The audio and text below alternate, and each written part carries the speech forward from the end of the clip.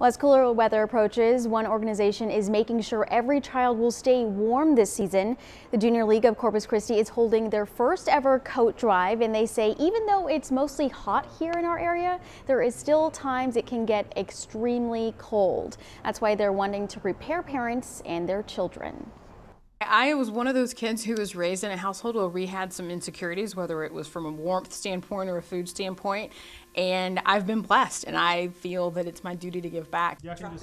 For more information on how you can donate any used or gently used coats, you can head over to our website, KIIITV.com.